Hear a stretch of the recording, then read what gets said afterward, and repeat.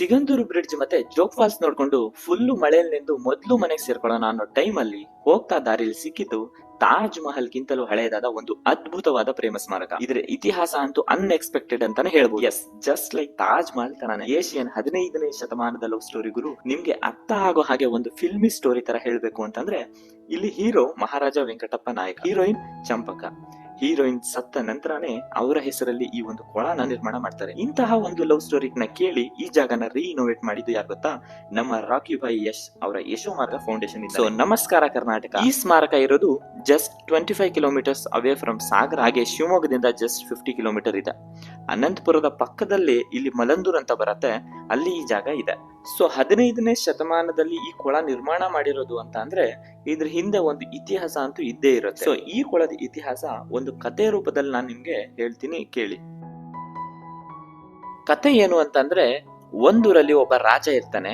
ಆ ರಾಜನ್ಗಾಗೋ ಲವ್ ಸ್ಟೋರಿನೇ ಈ ಕತೆ. ರಾಜ ಯಾರನ್ನ ಲವ್ ಮಾಡ್ತಾನೆ? ಒಂದು ಬೆಸ್ತರ ಹುಡುಗಿಯನ್ನ ಪ್ರೀತಿಸ್ತಾನೆ. ಆ ಪ್ರೀತಿ ಹೆಂಗ್ ಸ್ಟಾರ್ಟ್ ಆಗತ್ತೆ ಅಂತಂದ್ರೆ, ಒಂದು ದಿನ ರಾಜ ಕುದುರೆ ಮೇಲೆ ಅವಂದೇ ಆದ ಇನ್ನೊಂದು ಆಡಳಿತ ಪ್ರದೇಶಕ್ಕೆ ಅಂದ್ರೆ ಜಾಗಕ್ಕೆ ಹೋಗ್ತಾ ಇರ್ತಾನೆ. ಹೀಗೆ ದಿನಾ ಓಡಾಡ್ತಾ ಇರ್ಬೇಕಾದ್ರೆ ಒಂದು ಸುಂದರವಾದ ರಂಗೋಲಿ ಕಾಣಿಸುತ್ತೆ ಅವನ ಕಣ್ಣಿಗೆ. ಅಣ್ಣ ಆ ರಂಗೋಲಿಗೆ ಫ್ಲಾಟ್ ಆಗಿಬಿಟ್ಟಿರ್ತಾನೆ. ಆಲ್ರೆಡಿ ಹುಡುಗಿ ಫೇಸ್ ನೋಡೋದೇ ಬೇಡ. ಬಟ್ ಅನ್ಫಾರ್ಚುನೇಟ್ಲಿ ಅವಾಗ ಹುಡುಗಿ ರಾಜನ್ಗೆ ಕಂಡಿರಲ್ಲ. ಆದ್ರೆ ಆ ರಂಗೋಲಿಗೆ ಮಾತ್ರ ಅವನು ಫ್ಲಾಟ್ ಆಗಿರ್ತಾನೆ. ಹಾಗೆ ಅಪ್ಕಮಿಂಗ್ ಡೇಸ್ ಅಲ್ಲಿ ದಿನಾ ಅದೇ ಕೆಲ್ಸ, ಅದೇ ದಾರಿಲಿ ಹೋಗೋದು, ದಿನಾ ರಂಗೋಲಿ ನೋಡೋದು, ಯಾರು ಇವಳು ಅಂತ ಹುಡ್ಕೋದು. ಆಮೇಲೆ ಒಂದು ದಿನ ಜಸ್ಟ್ ಇಮ್ಯಾಜಿನ್ ಮಾಡ್ಕೊಳ್ಳಿ, ಸ್ಲೋ ಮೋಷನ್ ಅಲ್ಲಿ ಆ ಹುಡುಗಿ ಕೈ ಕಾಣತ್ತೆ ಫಸ್ಟ್ ಅವನ್ ಕಣ್ಣಿಗೆ. ಅವಾಗ ಹಂಗೆ ಕೈಯಿಂದ ಫೇಸಿಗೆ ಹೋಗತ್ತೆ ಅವನ್ ಲುಕ್. ಅಣ್ಣನ ಹಾರ್ಟ್ ಅಲ್ಲಿ ಚಿಟ್ಟೆ ಯಾವ ಪಕ್ಷಿಗಳಿದಾವೋ ಎಲ್ಲ ಹರಡಕ್ ಸ್ಟಾರ್ಟ್ ಮಾಡ್ಬಿಡ್ತವೆ. ಅವಳ ಸೌಂದರ್ಯಕ್ಕೆ ಅಣ್ಣ ಫುಲ್ ಫ್ಲಾಟ್ ಆಗ್ಬಿಡ್ತಾನೆ. ಆಮೇಲೆ ರಾಜ ಹುಡುಗಿ ಹತ್ರ ಮಾತಾಡ್ತಾನೆ, ಅಂದ್ರೆ ಪ್ರಪೋಸ್ ಮಾಡ್ತಾನೆ ಅಂತ ಅನ್ಕೊಳ್ಳಿ. ಆಮೇಲೆ ಅವಳಿಗೂ ಇಷ್ಟ ಆಗಿ ಇಬ್ರು ಒಪ್ಪಿಗೆಯಿಂದ ಮದುವೆ ಆಗ್ತಾರೆ. ಎಲ್ಲ ಚೆನ್ನಾಗಿ ಹೋಗ್ತಾ ಇರತ್ತೆ. But one part of the time, ಸ್ವಲ್ಪ ವರ್ಷಗಳಾದ್ಮೇಲೆ ನಮ್ಮೂರಲ್ಲಿ ಇರ್ತಾರಲ್ಲ ಮತ್ತೊಂದ್ ಜನ, ಆ ಮತ್ತೊಂದ್ ಜನ ಮತ್ತೊಂದ್ ತರ ಮಾತಾಡಕ್ ಸ್ಟಾರ್ಟ್ ಮಾಡ್ತಾರೆ. ರಾಜ ಕೀಳ್ ಜಾತಿಯವನ್ ಮದ್ವೆ ಆದ್ರು, ಆಮೇಲೆ ಅವ್ರಿಬ್ರಿಗೂ ತುಂಬಾ ಏಜ್ ಡಿಫ್ರೆನ್ಸ್ ಇರುತ್ತೆ, ಇಷ್ಟು ಚಿಕ್ಕವಳು ಮದ್ವೆ ಆಗಿದ್ದಾರೆ, ಹಾಗೆ ಹೀಗೆ ಮಾತು ಬರುತ್ತೆ. ಅವಾಗ ಆ ರಾಣಿಗೆ ಅಂದ್ರೆ ರಾಜನ್ ಪ್ರೇಯಸಿಗೆ ಸಿಕ್ಕಾಪಟ್ಟೆ ಬೇಜಾರಾಗ್ಬಿಡತ್ತೆ. ಏನಂದ್ರೆ ನನ್ನಿಂದ ರಾಜನ್ಗೆ ಇಷ್ಟೆಲ್ಲ ಅವಮಾನ ಆಗ್ತಿದೆಯಲ್ಲ ಅಂತ. ಅವಳು ಫುಲ್ ಡಿಪ್ರೆಷನ್ ಗೆ ಹೋಗಿ ಏನ್ ಮಾಡ್ತಾಳೆ, ಸೂಸೈಡ್ ಮಾಡ್ಕೊಂತಾಳೆ. ಸೂಸೈಡ್ ಮಾಡ್ಕೊಂಡ್ಮೇಲೆ ರಾಜ ಸುಮ್ನಿರ್ತಾನ? ಅವನ್ಗೂ ಸಿಕ್ಕಾಪಟ್ಟೆ ಬೇಜಾರಾಗಿರುತ್ತೆ, ನೊಂದಿರ್ತಾನೆ. ಯಾಕಂದ್ರೆ ತುಂಬಾ ಇಷ್ಟಪಟ್ಟು ಪ್ರೀತಿ ಮಾಡಿ ಮದುವೆ ಆಗಿರ್ತಾರಲ್ಲ. ಸೊ ಅದೇ ನೋವಲ್ಲಿ ನನ್ನ ಪ್ರೀತಿ ಎಷ್ಟೇ ವರ್ಷ ಆದ್ರೂ ಕೂಡ ಅಳಿಸೋಗ್ಬಾರದು ಅಂತ ಅನ್ಕೊಂಡು ತನ್ನ ಪ್ರೇಯಸಿ ಹೆಸರಲ್ಲಿ ಒಂದು ಕೊಳನ ಕಟ್ಟಿಸ್ತಾನೆ. ಆ ಕೊಳದ ಹೆಸರೇ ಚಂಪಕ ಸರಸಿ. ಚಂಪಕ ಅಂತ ಅಂದ್ರೆ ಈ ಕಥೆಯಲ್ಲಿ ಬರ್ತಾಳಲ್ಲ ಹೀರೋಯಿನ್, ಅವಳ ಹೆಸರು. ಸರಸಿ ಅಂದ್ರೆ ಕೊಳ ಅಂತ ಅರ್ಥ ಕನ್ನಡದಲ್ಲಿ. ಅದಕ್ಕೆ ಈ ಕೊಳಕ್ಕೆ ಚಂಪಕ ಸರಸಿ ಅಂತ ಹೆಸರು ಬರುತ್ತೆ.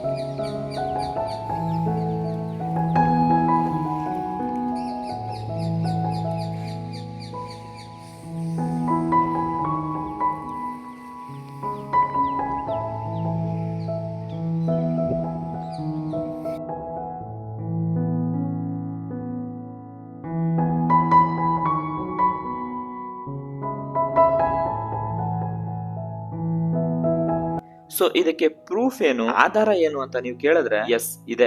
ಚಂಪಕ ಸರಸಿ ಅಂದ್ರೆ ಈ ಕೊಳದ ಬಗ್ಗೆ ಅನೇಕ ಶಾಸನಗಳಲ್ಲಿ ಉಲ್ಲೇಖಗಳಿವೆ.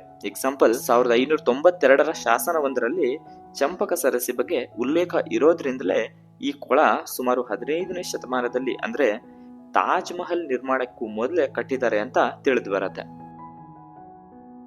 ಸೊ ಇವಾಗ ಏನ್ ಈ ಕೊಳ ನೋಡ್ತಾ ಇದ್ದೀರಾ, ಮೊದ್ಲು ಈ ಕೊಳ ಹಿಂಗಿರ್ಲಿಲ್ಲ, ಹಿಂಗಿತ್ತು. ಸೊ ನಾನು ಫಸ್ಟಿಗೆ ಹೇಳಿದಾಗೆ ಇದನ್ನ ಮತ್ತೆ ಜೀರ್ಣೋದ್ಧಾರ ಮಾಡಿಸಿದ್ದು ನಮ್ಮ ರಾಕಿಂಗ್ ಸ್ಟಾರ್ ಯಶ್ ಅವರ ಯಶೋ ಮಾರ್ಗ ಫೌಂಡೇಶನ್ ಕಡೆಯಿಂದ. ಜೀರ್ಣೋದ್ಧಾರ ಮಾಡಿಸಿದ ಮೇಲೆ ಈ ಕೊಳನ ಈ ತರ ನೋಡ್ಬೋದು. ಸೊ ಇದನ್ನ ರೀಇನೋವೇಟ್ ಮಾಡಿಸಿರೋ ನಮ್ಮ ರಾಕಿ ಬಾಯಿಗೆ ಧನ್ಯವಾದಗಳನ್ನ ಹೇಳ್ತಾ, ಈ ವಿಡಿಯೋ ನಿಮ್ಗೆ ಹೇಗನ್ಸ್ತು ಕಮೆಂಟ್ ನಲ್ಲಿ ತಿಳಿಸಿ. ಹಾಗೆ ಇಷ್ಟ ಆದ್ರೆ ಲೈಕ್ ಮಾಡಿ, ಚಾನಲ್ಗೆ ಸಬ್ಸ್ಕ್ರೈಬ್ ಆಗಿ ಅಂತ ಹೇಳ್ತಾ